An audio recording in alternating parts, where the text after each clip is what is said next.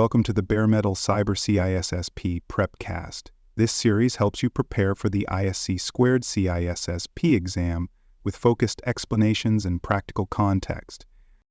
In this episode, we'll explore fundamental cryptographic concepts with a focus on symmetric and asymmetric encryption. These two cryptographic approaches form the foundation of modern information security. They are used every day to protect sensitive data, secure communication channels, verify identities, and establish trust across digital systems. Understanding how they work, where they differ, and how to apply them effectively is essential for any cybersecurity professional and a core expectation for the CISSP exam. Cryptography is the science of protecting information by transforming it into a form that cannot be read or modified without the correct key. It safeguards digital assets by enforcing four key principles: confidentiality, integrity, authentication, and non-repudiation. Confidentiality ensures that only authorized individuals can access information. Integrity ensures that the information has not been altered or tampered with. Authentication confirms the identity of users and systems.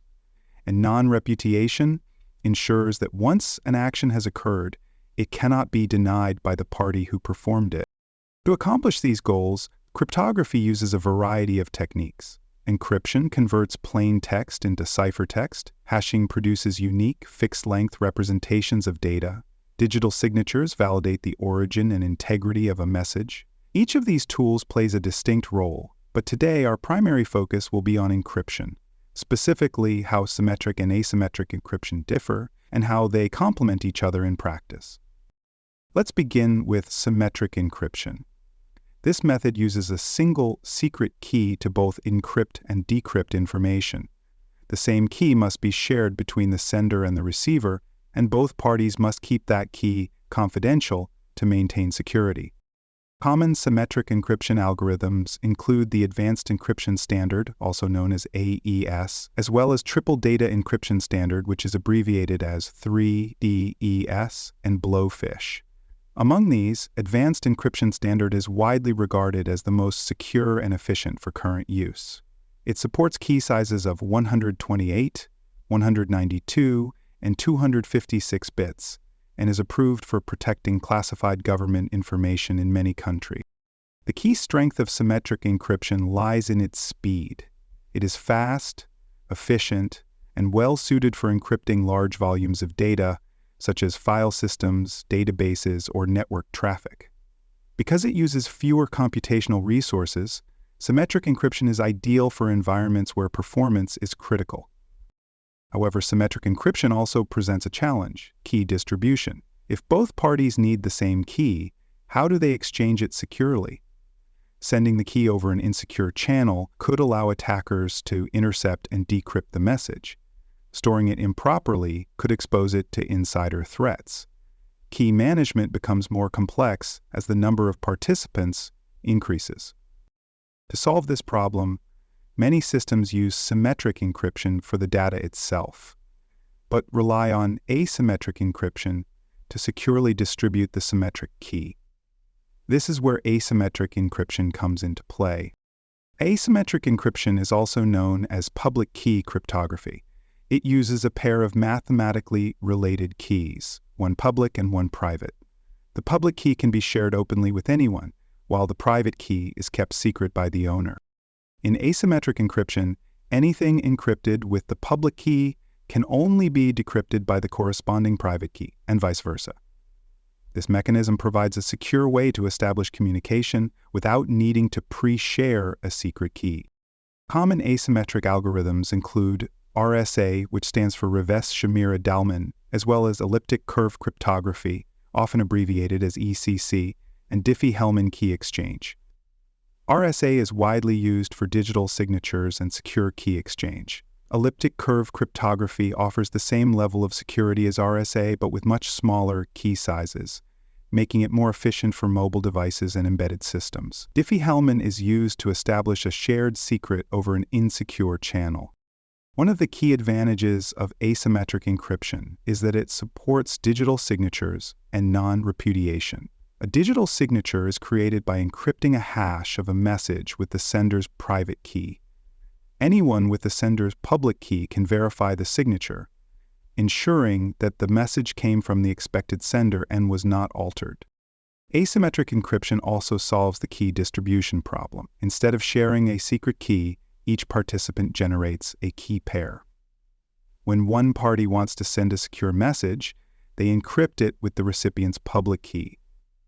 Only the recipient, who holds the private key, can decrypt it.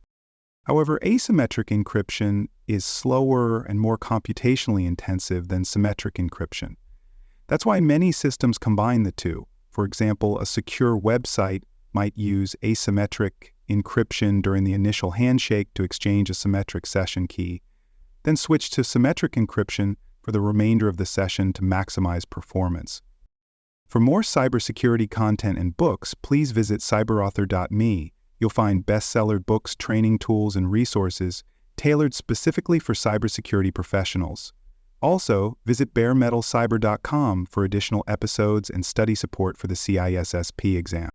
Now let's talk about how organizations implement effective cryptographic controls. The first step is establishing clear cryptographic policies. These policies define which algorithms and key lengths are permitted, how keys are generated and distributed, how long they are valid, and how they must be stored or destroyed. Key management is central to cryptographic security. Without strong key management, even the best encryption algorithm can be defeated. Secure generation ensures that keys are created with sufficient randomness. Secure distribution ensures that keys reach their destination without interception. Secure storage involves protecting keys with access controls and possibly hardware security modules. Secure rotation means keys are replaced regularly to minimize exposure. And secure disposal ensures that old keys are destroyed properly when no longer needed. Cryptographic assessments and reviews are necessary to ensure that the organization is using secure, approved algorithms. Algorithms that were considered secure a decade ago, such as single DES or MD5, may now be broken or deprecated. Organizations must stay informed of cryptographic research and regulatory guidance to know when to upgrade or retire their cryptographic systems. Combining symmetric and asymmetric encryption in security architectures provides both performance and flexibility. For example, in a virtual private network, asymmetric encryption may be used for initial authentication and key exchange, while symmetric encryption is used to secure the data flow. In email systems, public key infrastructure can be used to verify the sender's identity, while message content is encrypted symmetrically for speed. Training is also critical. Technical staff must understand when to use each type of encryption, how to configure cryptographic modules correctly, and how to manage keys securely. Mistakes such as hard-coding keys in applications, reusing keys across systems, or disabling certificate validation can undermine all the benefits of encryption. Let's now focus on continuous improvement in cryptographic management. This begins with regular policy reviews. As technology evolves, older algorithms and practices become obsolete. Key lengths that were once considered strong may no longer be sufficient. For example, as quantum computing advances, certain asymmetric algorithms may become vulnerable to new forms of attack. Organizations must assess these risks and adjust accordingly. This includes migrating to post-quantum cryptography when standards mature, or moving from RSA to elliptic curve cryptography to reduce key size and processing time. Security assessments, penetration tests, and audits often reveal weak cryptographic implementations, such as expired certificates, unencrypted traffic, or outdated encryption modules. These findings should be used to guide improvements in architecture and operations. Cross-functional collaboration also strengthens cryptographic management. Security teams work with application developers to ensure proper integration. Legal and compliance teams verify alignment with regulatory frameworks such as GDPR or HIPAA. Operations teams manage certificate life cycles and monitor for anomalies. Training must be ongoing. New tools, libraries, and threats require updated knowledge. Developers, administrators, and analysts should regularly attend workshops, review secure coding guidelines, and practice cryptographic troubleshooting.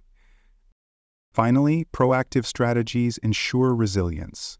These include testing for certificate pinning, implementing certificate transparency logs, validating proper key usage in cloud services, and simulating cryptographic failures in a safe environment. The goal is not just to use cryptography, but to use it intelligently, reliably, and in a way that supports long-term organizational security. Thank you for joining the CISSP Prepcast by Bare Metal Cyber. Visit baremetalcyber.com for additional episodes, comprehensive CISSP study resources, and personalized certification support. Deepen your understanding of cryptographic concepts and will consistently support your journey toward CISSP certification success.